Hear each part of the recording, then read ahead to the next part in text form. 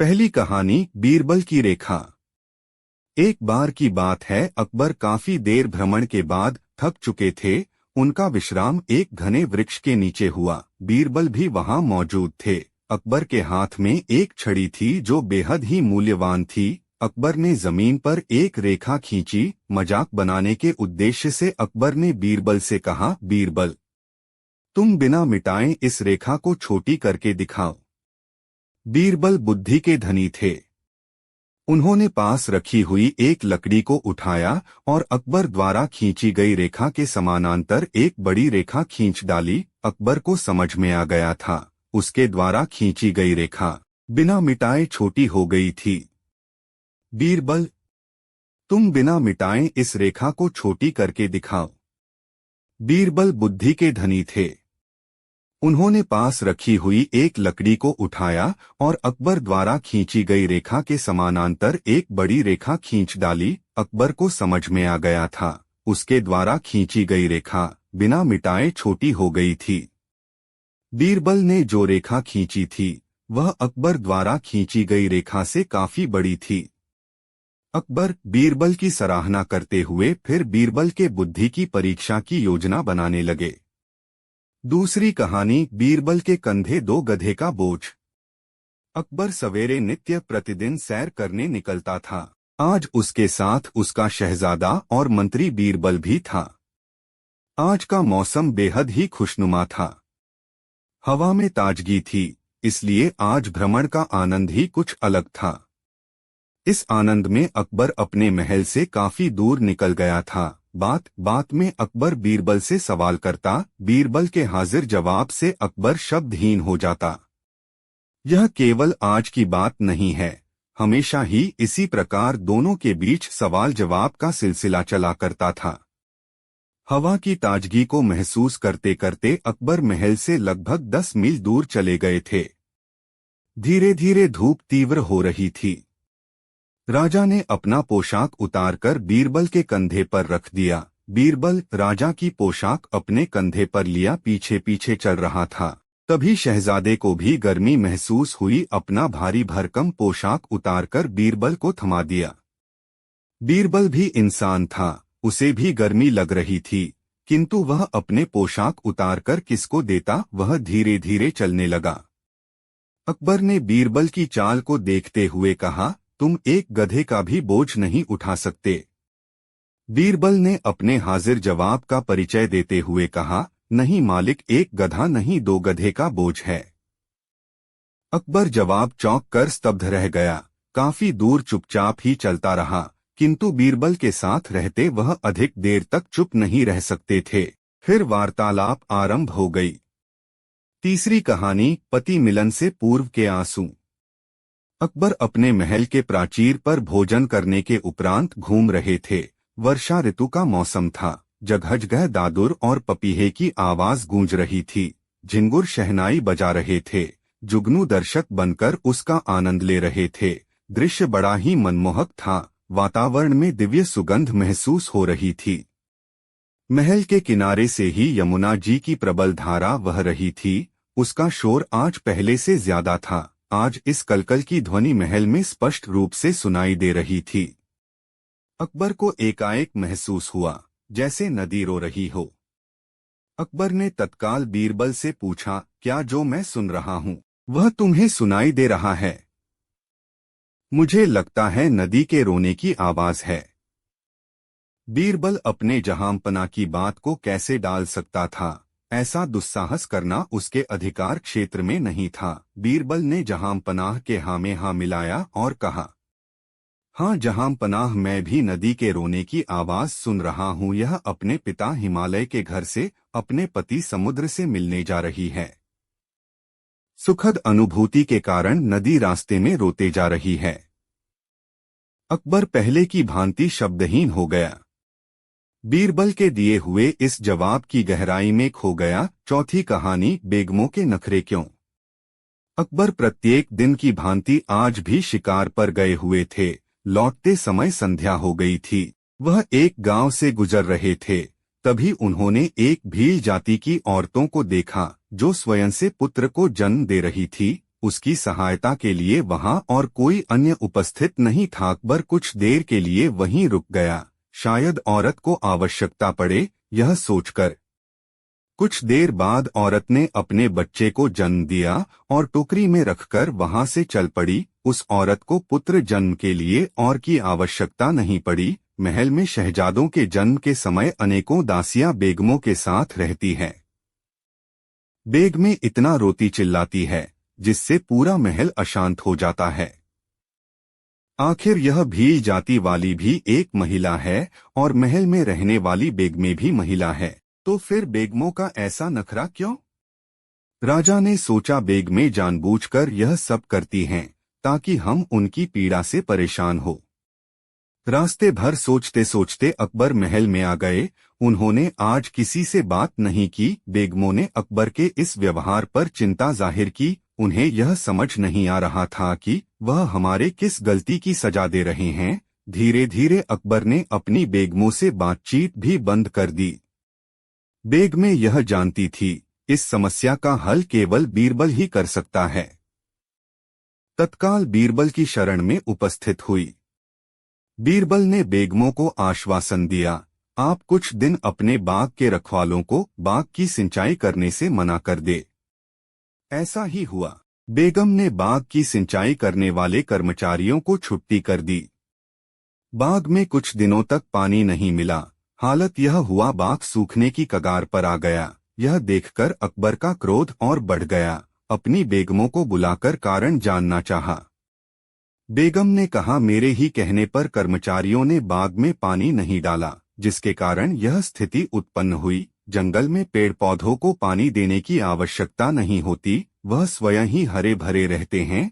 फिर हमारे बाग में पानी देने और ढेरों कर्मचारियों के रहने से क्या लाभ? अकबर को अपने व्यर्थ के क्रोध का जवाब मिल गया था। समय और स्थिति के अनुसार सब कुछ होता है। 5वीं कहानी, बादशाह सलामत का आदेश। बादशाह सलामत अकबर के शहजादे थे। एक बार की बात है, वह काफी क्रोध में जागे। तत्काल सेवा में लगे पहरेदार को बुलाया और आदेश दिया, जाओ उसे बुलाकर लाओ। बादशाह सलामत का क्रोध इतना तीव्र था, पहरेदार की हिम्मत न हुई यह पूछने की आखिर किसको बुलाकर लाए। पहरेदार वहां से निकल गया। आज उसके प्राण संकट में थे। वह काफी देर तक सोचता रहा। बादशाह ने किसको लाने को कहा, किंतु वह उस पहेली को समझ भी नहीं पाया। अगर वह बुलाकर नहीं ले जाता तो आज उसके प्राण का संकट में आना निश्चित है। पहरेदार यह जानता था, किसी भी समस्या का हल बीरबल के पास होता है।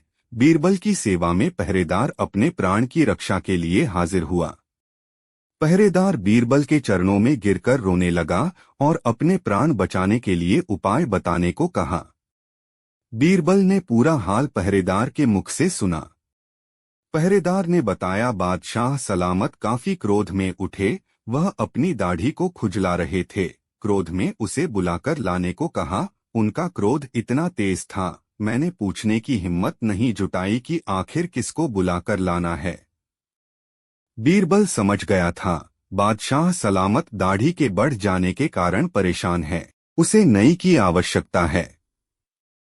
बीरबल ने पहरेदार के साथ नाई को बादशाह सलामत की सेवा में भेजा। नाई को देखकर बादशाह सलामत समझ गए थे, यह बीरबल का जवाब है। बादशाह सलामत ने पहरेदार को 2 स्वर्ण मुद्रा प्रसन्नता पूर्वक दिया। 6ठी कहानी, बैल का दूध। राजा अकबर का दरबार सजा हुआ था। दरबारी सभा में मौजूद थे। तभी अकबर बीरबल की प्रशंसा करते हुए कहते हैं, बीरबल जैसा बुद्धिमान इस दरबार में कोई नहीं है। यह हमारे लिए गर्व की बात है, इस जैसा महान व्यक्ति हमारे दरबार में है। अकबर निरंतर बीरबल की बड़ाई कर रहे थे, किंतु अकबर की बात से एक दरबारी सहमत नहीं था। वह राजा के हाँ में हाँ नहीं मिला रहा था। यह भांपते हुए अकबर ने पूछा, अकबर, क्यों भीमसेन जी आप बीरबल के बुद्धिमता पर संदेह करते हैं? आप उन्हें बुद्धिमान नहीं समझते? भीमसेन महाराज, इसमें कोई संदेह नहीं कि बीरबल बुद्धिमान है, किंतु इस दरबार में सबसे बुद्धिमान है यह मैं नहीं मानता। अकबर, तो तुम बीरबल की परीक्षा ले सकते हो। भीमसेन, जी महाराज, अगर बीरबल मेरे प्रश्न का हल ढूंढ ले तो मैं उन्हें बुद्धिमान समझूंगा। अकबर, पूछो, क्या प्रश्न पूछना है? भीमसेन, बस महाराज यही चाहता हूं कि बीरबल बैल का दूध लेकर आए। अकबर, भीमसेन जी, यह कैसी बातें कर रहे हैं? बैल का दूध होता है क्या? आपका यह सवाल ही गलत है। भीमसेन, किंतु महाराज, जब तक बीरबल बैल का दूध लेकर नहीं आते तब तक मैं उन्हें बुद्धिमान नहीं मान सकता। अकबर, ठीक है, हम भी बीरबल का बुद्धिबल देखना चाहते हैं। क्यों बीरबल बैल का दूध ला सकते हो? बीरबल, जी महाराज। अकबर, ठीक है, तुम्हें जितना समय चाहिए उतना समय ले लो। बीरबल, महाराज, मुझे बैल का दूध लेने में केवल 1 दिन का समय लगेगा। अकबर, क्या 1 दिन? क्या तुम वास्तव में बैल का दूध ला सकते हो? बीरबल, जी महाराज। अकबर, ठीक है। सभा विसर्जन होती है, सभी दरबारी अपने अपने घर जाते हैं। रात का समय है, महल में अकबर विश्राम कर रहे हैं। अभी नींद लगी ही थी कि उनके महल के पीछे से जोर जोर से आवाज आने लगती है। अकबर अपने अंगरक्षकों को उस आवाज को बंद कराने के लिए कहते हैं। अकबर के अंगरक्षक आदेश का पालन करने के लिए निकल पड़ते हैं। काफी समय बीतने पर भी वह आवाज बंद नहीं होती। अकबर फिर अपने अंगरक्षकों को बुलाते हैं और कारण पूछते हैं कि तुम्हें 1 घंटे पूर्व आदेश दिया था आवाज को बंद किया जाए, किंतु तुमने अभी तक बंद नहीं किया। उस आदमी को पकड़कर लाओ जो यह आवाज कर रहा है। मैं उसे अनावश्यक कार्य करने पर दंड दूंगा। अकबर के अंगरक्षक उस आवाज की ओर निकल जाते हैं और वहां जाकर देखते हैं कुएं पर एक लड़की कपड़े धो रही थी। कपड़ों पर लकड़ी के डंडे से कपड़े धो रही थी, जिसके कारण यह आवाज आ रही थी। अंगरक्षक, क्यों लड़की, मैंने तुझे आवाज बंद करने के लिए कहा था, तुमने किया क्यों नहीं?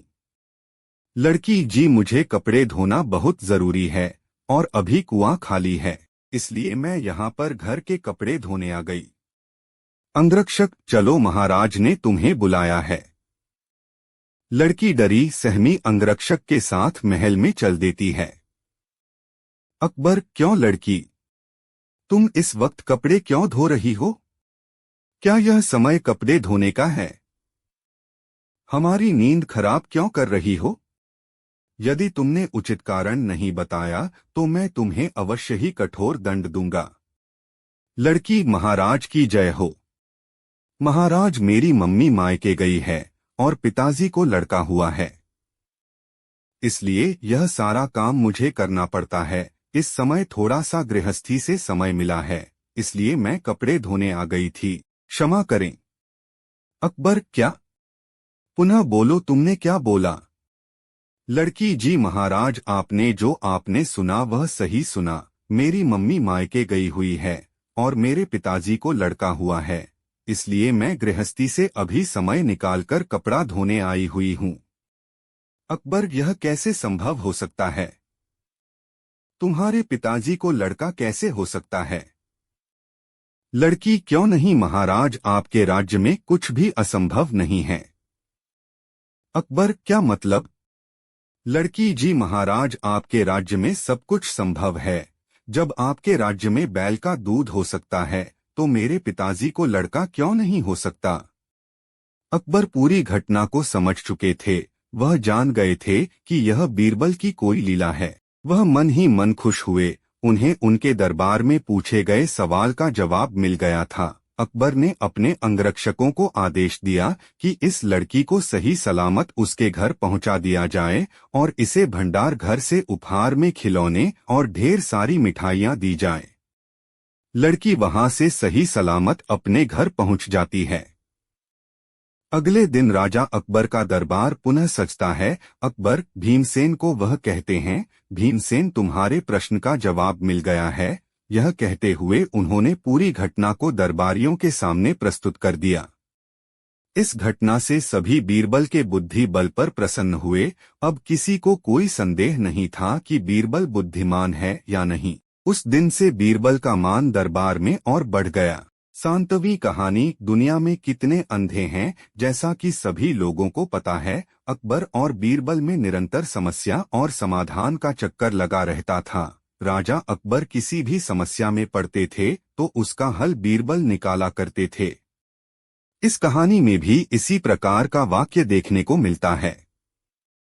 राजा अकबर को एक दिन न जाने क्या समझ आता है कि वह बीरबल से एक ऐसा आंकड़ा तैयार करने को कहते हैं जिसके माध्यम से उन्हें पता चल सके कि दुनिया में कितने लोग अंधे हैं।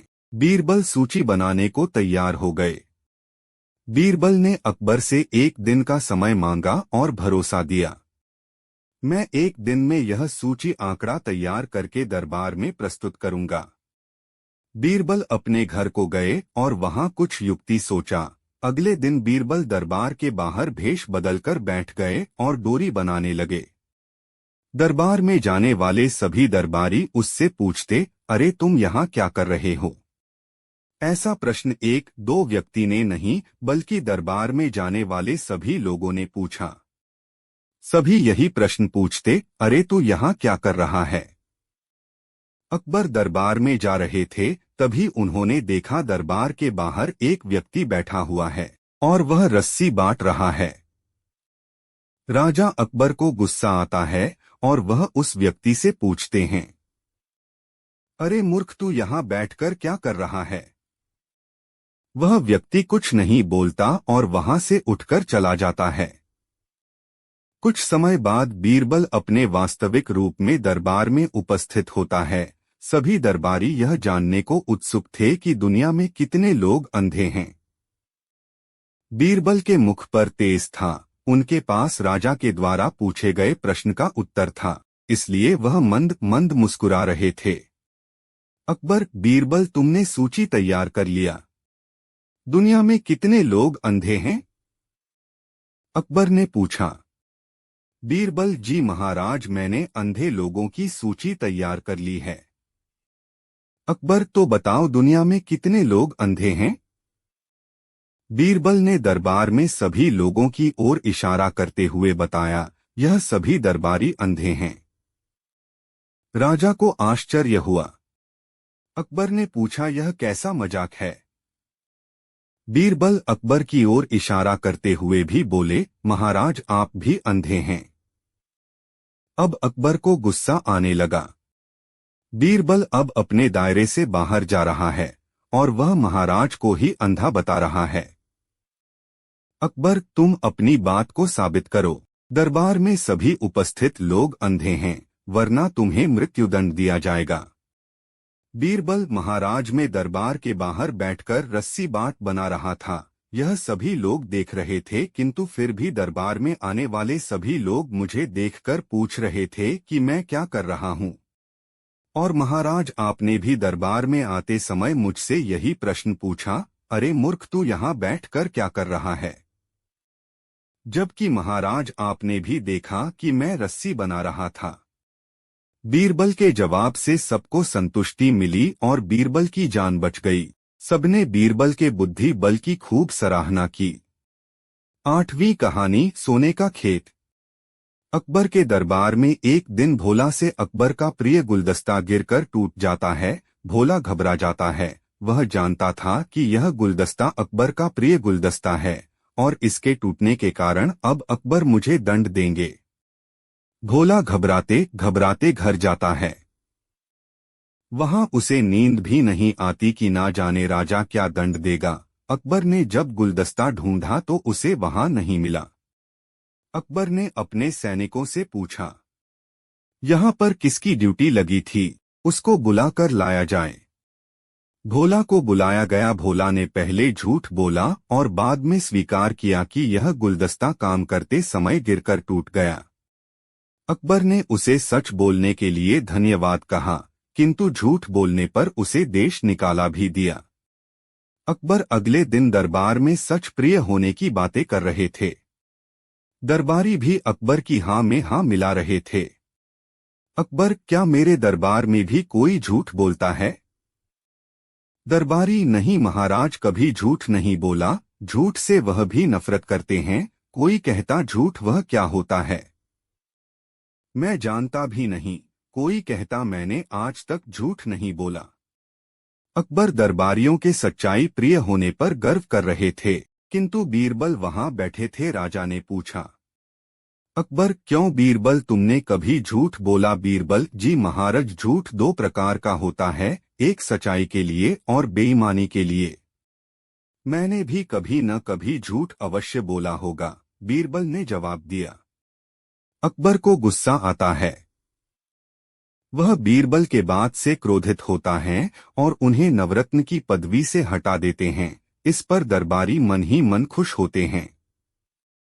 बीरबल अपने घर जाते हैं। वहां वह अपने मित्र को बुलाकर कहते हैं, शहर में ऐसे कारीगर को ढूंढो जो सोने का गेहूं बना सके।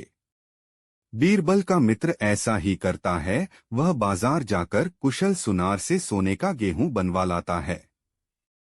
बीरबल सोने का गेहूं लेकर राजा अकबर के पास जाता है।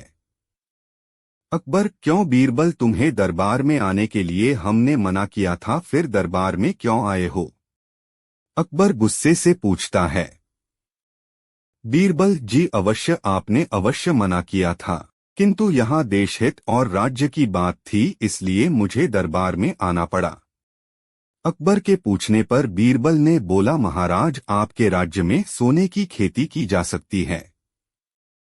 अकबर को आश्चर्य हुआ। दरबारी भी आश्चर्यचकित रहे। इस पर बीरबल ने अकबर को कहा, कल सवेरे आप सभी मेरे साथ खेत पर चलना, मैं आपको सोने का खेत दिखाऊंगा। सवेरे अकबर और सभी दरबारी खेत पहुंचते हैं।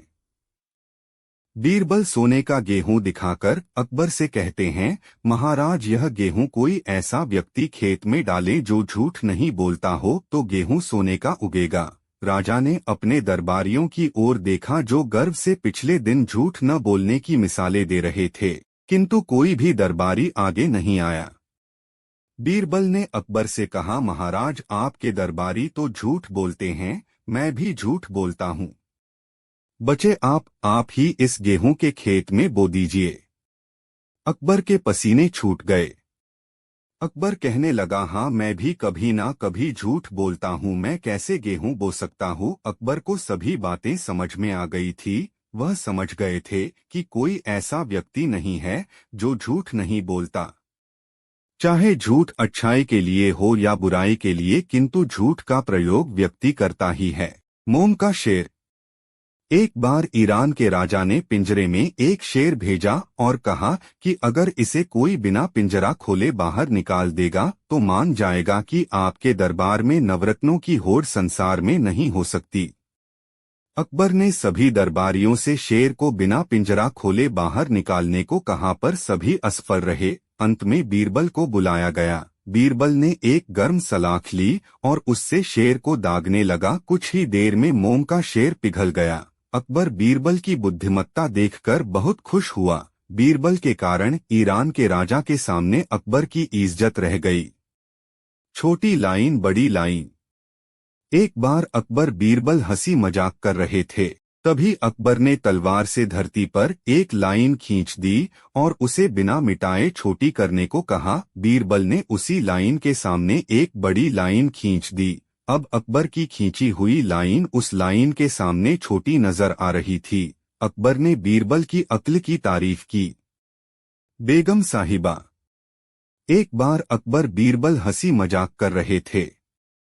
अकबर बोले, बीरबल, तुम्हारी बीवी बहुत सुंदर है। बीरबल, जहांपनाह, पहले मैं भी ऐसा ही सोचता था, पर जब से बेगम साहिबा को देखा है मैं अपनी पत्नी को ही भूल गया। बीरबल का जवाब सुनकर अकबर झेंप गए। उन्होंने बीरबल के साथ ऐसा मजाक दोबारा नहीं किया। अंधकार। एक बार यमुना किनारे टहलते हुए अकबर ने बीरबल से पूछा, बताओ बीरबल, वह क्या चीज है जिसे हम देखते हैं पर चांद की नजर उस पर नहीं पड़ती? बीरबल, वह चीज है अंधकार। बीरबल का जवाब सुनकर अकबर संतुष्ट हुए। 5. सबसे तेज कौन दौड़ता है? अकबर ने दरबार में सवाल उठाया, सबसे तेज कौन चलता है? किसी ने चांद तो किसी ने सूरज को सबसे तेज चलने वाला बताया। फिर बीरबल से पूछा गया, महाराज, महाजन का सूद सबसे तेज दौड़ता है, दिन दूनी रात चौगुनी रफ्तार से ये बढ़ता ही जाता है, इससे तेज कोई नहीं दौड़ सकता। बीरबल का जवाब सुनकर अकबर खुश हुए। गधे तंबाकू नहीं खाते। बीरबल तंबाकू खाता था पर अकबर ना खाते थे। एक बार तंबाकू के खेत में गधे को घास खाते देख अकबर को मजाक सूझा। बीरबल, गधे भी तंबाकू नहीं खाते? जी महाराज, जो गधे होते वे ही तंबाकू नहीं खाते, इंसान ही खाते हैं। बीरबल का जवाब सुनकर अकबर बुरी तरह झेंप गए। दो गधों का बोझ। एक बार अकबर अपने शहजादे और बीरबल के साथ नदी पर नहाने गए। अकबर ने अपनी पोशाक उतारकर बीरबल को दे दी, शहजादे ने भी वैसा ही किया। अकबर को मजाक सूझा, क्यों बीरबल, अब तो तुम पर एक गधे का बोझ हो गया होगा। नहीं महाराज, एक गधे का नहीं बल्कि दो गधों का बोझ हो गया है। बीरबल की बात सुनकर अकबर झेप गए। 1000 जूते। एक बार अकबर ने बीरबल के जूते छुपवा दिए। जब बीरबल जाने लगे तो उसे अपने जूते नहीं मिले। बीरबल परेशान हो गया तो अकबर ने कहा, हमारी तरफ से बीरबल को नए जूते दिए जाएं। बीरबल जूते पाकर हंसते हुए बोला, महाराज, खुदा आपको इस लोक और परलोक में ऐसे हजारों जोड़ी जूते दे। यह सुनकर अकबर शर्मिंदा हो उठे। तुम्हारा दास हूँ, गोभी का नहीं। एक दिन अकबर और बीरबल ग्रामीण इलाकों में सवारी कर रहे थे और वे एक गोभी के खेत से गुजर रहे थे। गोभी ऐसी रमणीय सब्जियां हैं। अकबर ने कहा, मैं सिर्फ गोभी से प्यार करता हूँ। गोभी सब्जियों की राजा है, बीरबल ने कहा। कुछ हफ्ते बाद वे फिर से गोभी के खेत के पीछे सवारी कर रहे थे। इस बार हालांकि सम्राट ने एक चेहरा बनाया जब उसने सब्जियां देखी। मैं गोभी से प्यार करता था लेकिन अब मुझे इसमें कोई स्वाद नहीं है, अकबर ने कहा।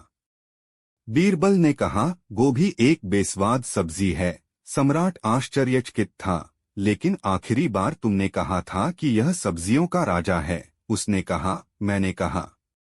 बीरबल बोला, लेकिन मैं तुम्हारा दास हूँ, गोभी का नहीं। पूर्णिमा का चांद। बीरबल फारस देश के राजा के निमंत्रण पर था। उनके सम्मान दावत का आयोजन किया गया था और अनेक उपहार दिए गए थे। घर जाने की पूर्व संध्या पर एक अमीर ने पूछा कि वह कैसे अपने राजा की फारस के राजा से तुलना करेगा। बीरबल ने कहा, आपका राजा पूर्णिमा के चांद जैसा है, हालांकि मेरा राजा चौथ के चंद्रमा के समान है। फारसी बहुत खुश थे, लेकिन जब बीरबल घर गए तो उन्होंने पाया कि सम्राट अकबर बहुत गुस्से में था। अकबर ने गुस्से में कहा, तुम अपने खुद के राजा को कैसे कमजोर बता सकते हो? तुम एक गद्दार हो। बीरबल ने कहा, नहीं महामहिम, मैंने आपको कमजोर नहीं किया है। पूर्णिमा का चांद कम हो जाता है और गायब हो जाता है, जबकि चौथे चांद में शक्ति में बढ़ती है। मैं वास्तव में दुनिया को बताता हूँ कि आपकी शक्ति बढ़ रही है दिन प्रतिदिन, जबकि फारस के राजा का पतन होने वाला है। अकबर ने संतोष व्यक्त किया और बीरबल का गर्मजोशी से स्वागत किया। पैसे की थैली किसकी? अकबर बीरबल की कहानी हिंदी। दरबार लगा हुआ था। बादशाह अकबर राजकाज देख रहे थे। तभी दरबान ने सूचना दी कि दो व्यक्ति अपने झगड़े का निपटारा करवाने के लिए आना चाहते हैं। बादशाह ने दोनों को बुलवा लिया। दोनों दरबार में आ गए और बादशाह के सामने झुककर खड़े हो गए। एजोइक, कहो क्या समस्या है तुम्हारी? बादशाह ने पूछा। हुजूर, मेरा नाम काशी है, मैं तेली हूँ और तेल बेचने का धंधा करता हूँ, और हुजूर यह कसाई है। इसने मेरी दुकान पर आकर तेल खरीदा और साथ में मेरी पैसों की भरी थैली भी ले गया। जब मैंने इसे पकड़ा और अपनी थैली मांगी तो यह उसे अपनी बताने लगा। हुजूर, अब आप ही न्याय करें। जरूर न्याय होगा, अब तुम कहो तुम्हें क्या कहना है? बादशाह ने कसाई से कहा। हुजूर, मेरा नाम रमजान है और मैं कसाई हूँ। हुजूर, जब मैंने अपनी दुकान पर आज मांस की बिक्री के पैसे गिनकर थैली जैसे ही उठाई, यह तेली आ गया और मुझसे यह थैली छीन ली। अब उस पर अपना हक जमा रहा है। हुजूर, मुझ गरीब के पैसे वापस दिला दीजिए। दोनों की बातें सुनकर बादशाह सोच में पड़ गए। उन्हें समझ नहीं आ रहा था कि वह किसके हाथ फैसला दें। उन्होंने बीरबल से फैसला करने को कहा।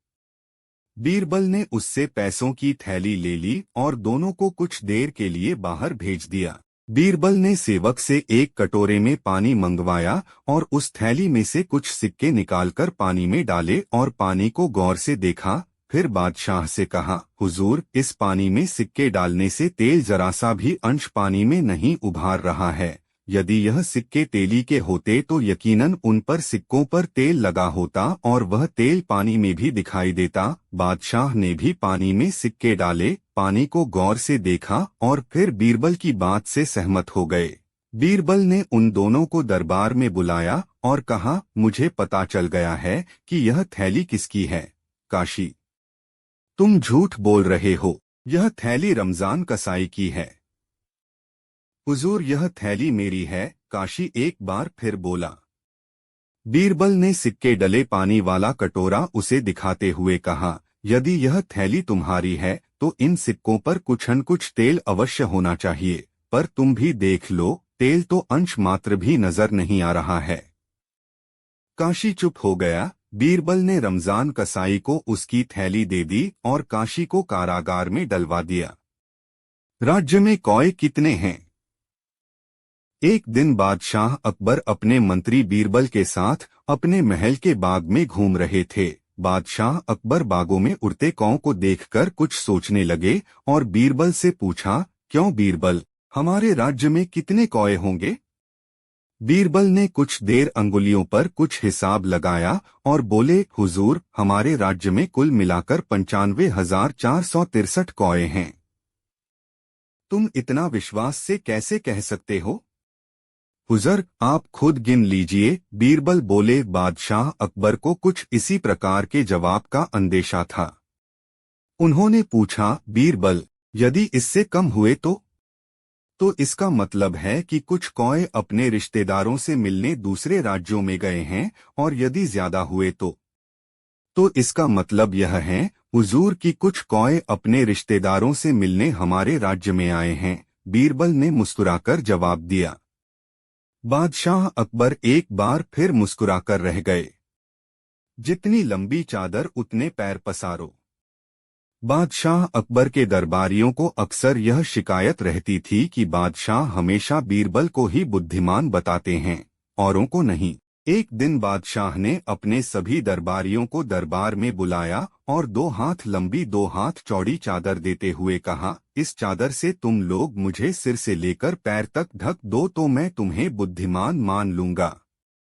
सभी दरबारियों ने कोशिश की, किंतु उस चादर से बादशाह को पूरा न ढक सके। सिर छिपाते तो पैर निकल आते, पैर छिपाते तो सिर चादर से बाहर आ जाता। आड़ा तिरछा लंबा चौड़ा हर तरह से सभी ने कोशिश की, किंतु सफल न हो सके। अब बादशाह ने बीरबल को बुलाया और वही चादर देते हुए उन्हें ढकने को कहा। जब बादशाह लेटे तो बीरबल ने बादशाह के फैले हुए पैरों को सिकोड़ लेने को कहा। बादशाह ने पैर सिकोड़े और बीरबल ने सिर से पांव तक चादर से ढक दिया। अन्य दरबारी आश्चर्य से बीरबल की ओर देख रहे थे। तब बीरबल ने कहा, जितनी लंबी चादर उतने ही पैर पसारो, खाने के बाद लेटना। किसी समय बीरबल ने बादशाह अकबर को यह कहावत सुनाई थी कि खाकर लेट जा और मारकर भाग जा। यह सयाने लोगों की पहचान है। जो लोग ऐसा करते हैं, जिंदगी में उन्हें किसी भी प्रकार का दुख नहीं उठाना पड़ता। एक दिन बादशाह अकबर को अचानक ही बीरबल की यह कहावत याद आ गई। दोपहर का समय था। उन्होंने सोचा, बीरबल अवश्य ही खाना खाने के बाद लेटता होगा। आज हम उसकी इस बात को गलत सिद्ध कर देंगे। उन्होंने एक नौकर को अपने पास बुलाकर पूरी बात समझाई और बीरबल के पास भेज दिया। नौकर ने बादशाह अकबर का आदेश बीरबल को सुना दिया। बीरबल बुद्धिमान तो थे ही, उन्होंने समझ लिया कि बादशाह ने उसे क्यों तुरंत आने के लिए कहा है। इसलिए बीरबल ने भोजन करके नौकर से कहा, ठहरो, मैं कपड़े बदलकर तुम्हारे साथ ही चल रहा हूँ। उस दिन बीरबल ने पहनने के लिए चुस्त पायजामा चुना। पाजामे को पहनने के लिए वह कुछ देर के लिए बिस्तर पर लेट गए। पाजामा पहनने के बहाने वे काफी देर बिस्तर पर लेटे रहे। फिर नौकर के साथ चल दिए। जब बीरबल दरबार में पहुंचे तो बादशाह अकबर ने कहा, कहो बीरबल, खाना खाने के बाद आज भी लेटे या नहीं? बिल्कुल लेटा था जहांपना। बीरबल की बात सुनकर बादशाह अकबर ने क्रोधित स्वर में कहा, इसका मतलब तुमने हमारे हुक्म की अवहेलना की है। हम तुम्हें हुक्म उदूली करने की सजा देंगे। जब हमने खाना खाकर तुरंत बुलाया था, फिर तुम लेटे क्यों? बादशाह सलामत, मैंने आपके हुक्म की अवहेलना कहाँ की है? मैं तो खाना खाने के बाद कपड़े पहनकर सीधा आपके पास ही आ रहा हूँ। आप तो पैगाम ले जाने वाले से पूछ सकते हैं। अब यह अलग बात है कि यह चुस्त पायजामा पहनने के लिए ही मुझे लेटना पड़ा था। बीरबल ने सहज भाव से उत्तर दिया। बादशाह अकबर बीरबल की चतुरता को समझ गए और मुस्करा पड़े।